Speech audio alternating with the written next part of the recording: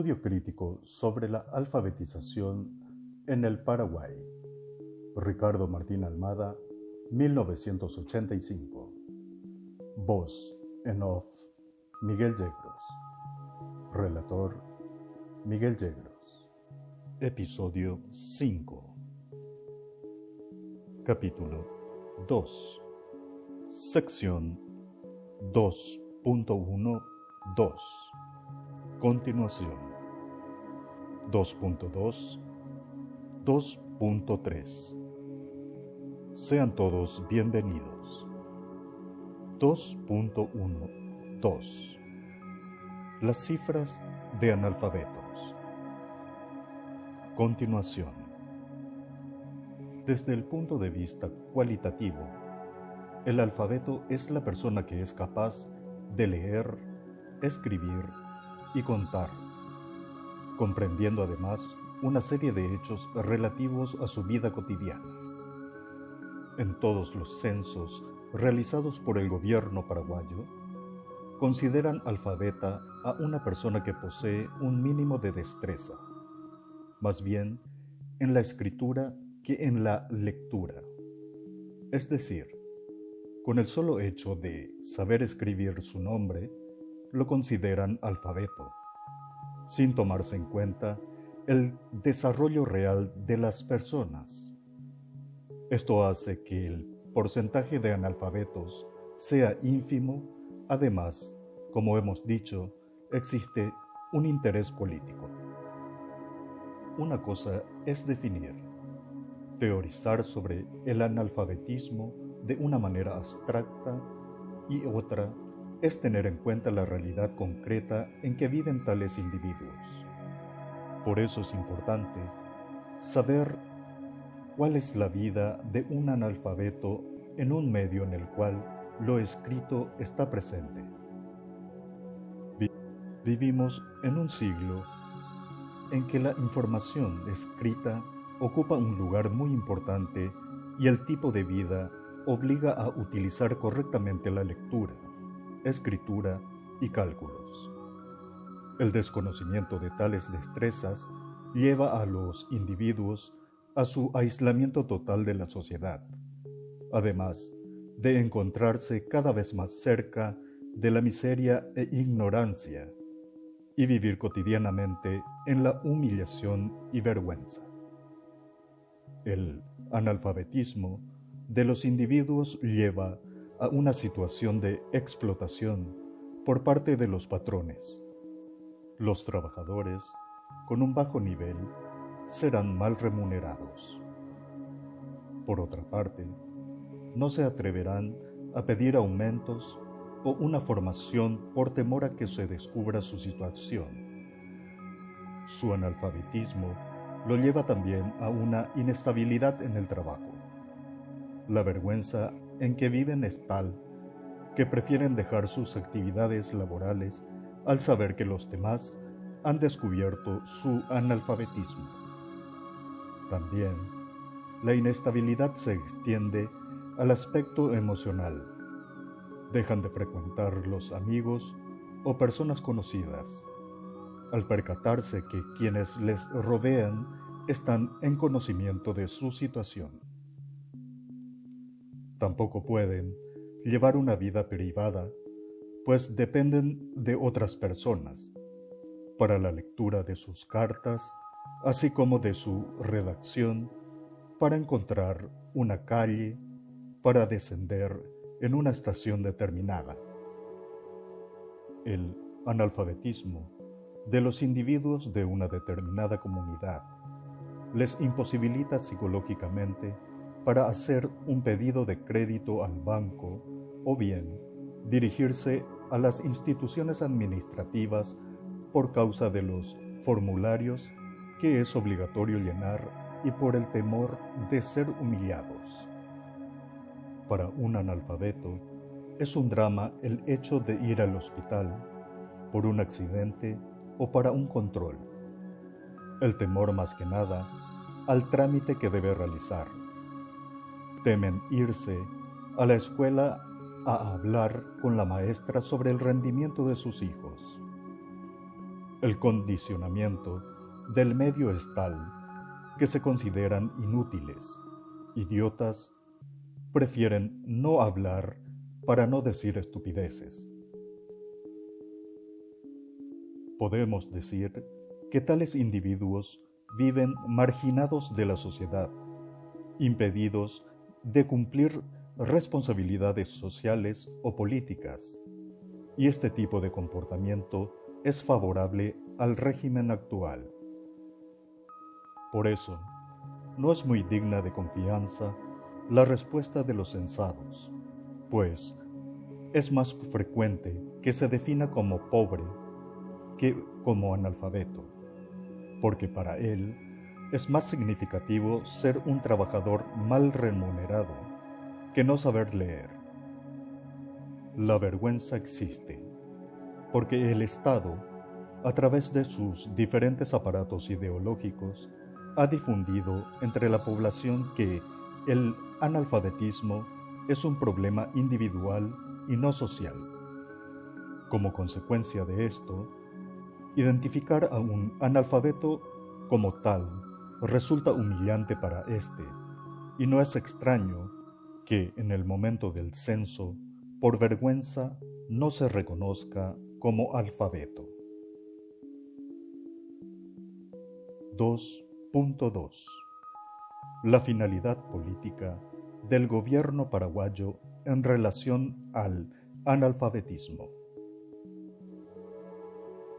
Los porcentajes mínimos citados por las instituciones gubernamentales obedecen a dos finalidades. La primera, la de querer hacer creer al pueblo que el gobierno se preocupa de su educación. No en vano, los diferentes autores que están al servicio del régimen relacionan el avance de la educación paraguaya actual con la era de Stroessner. La situación real es que el país no goza de los beneficios elementales al cual cada ciudadano tiene derecho: la educación y la libertad.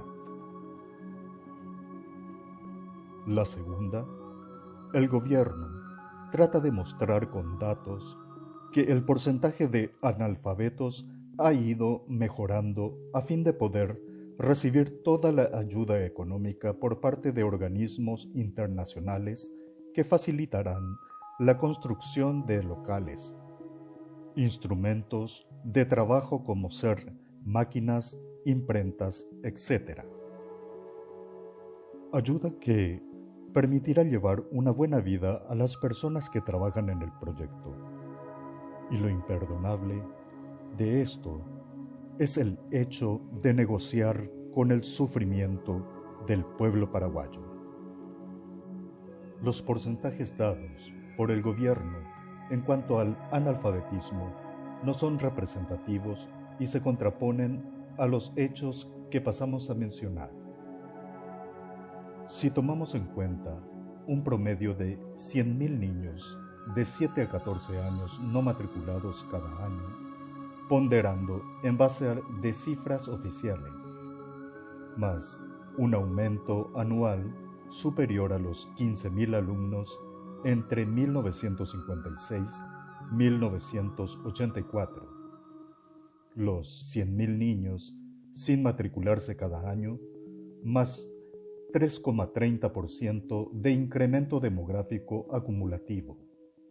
Tenemos que 612.400 niños de 7 a 14 años no están incorporados al sistema educativo y potencialmente analfabetos, sin considerar los mayores que en 1956 tenían más de 15 años y eran analfabetos, 255.000 personas. Si hacemos un pequeño recuento desde la creación de los cursos de alfabetización, nos damos cuenta que ésta no ha resuelto el problema de la alfabetización.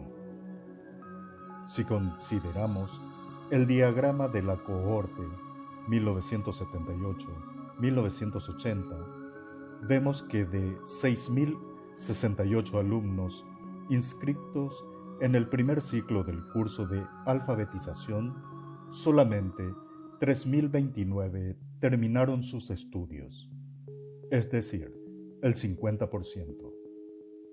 La tasa de deserción es de 8,4%, mientras que la tasa de repitentes es de 41,6%.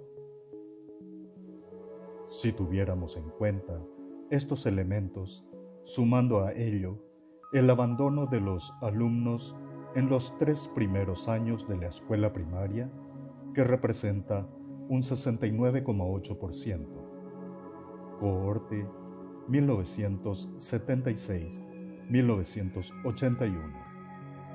Vemos que el porcentaje de analfabetos oscilaría entre 60 a 70% de la población total.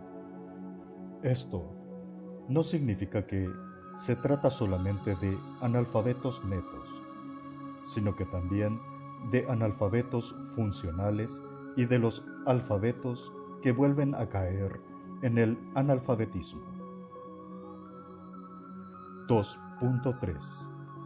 Razones por las cuales los alfabetos recaen en el analfabetismo. 1. Se debe a la falta de inserción en el mundo del trabajo que les permita poner en práctica los conocimientos adquiridos. 2. Además, la forma eminentemente oral de las actividades culturales y sociales en los medios modestos de la comunidad. 3. La falta de un soporte escrito, diario de la comunidad, bibliotecas, que debiera formar parte de un programa de post-alfabetización, inexistente hasta el día de hoy. 4. Las personas alfabetizadas comprenden mentalmente las 4 operaciones matemáticas, pero no dentro de la lógica escrita, lo cual hace que el comportamiento de estas personas en la comunidad sea la misma de una persona que no sabe leer ni escribir. No podemos pensar con la denominada campaña un campesino, un obrero, tendrían participación en la vida económica, social y política del país. ¿De qué sirve alfabetizar si tal acción no va acompañado de un programa socioeconómico que permita un cambio en el trabajo y en el comportamiento de la comunidad en la cual vive? Como tal cambio no existe, es normal que los nuevos alfabetizados tengan el mismo comportamiento anterior. El conocimiento es riqueza. Muchas gracias por asistir. Voz en off, Miguel Yegros.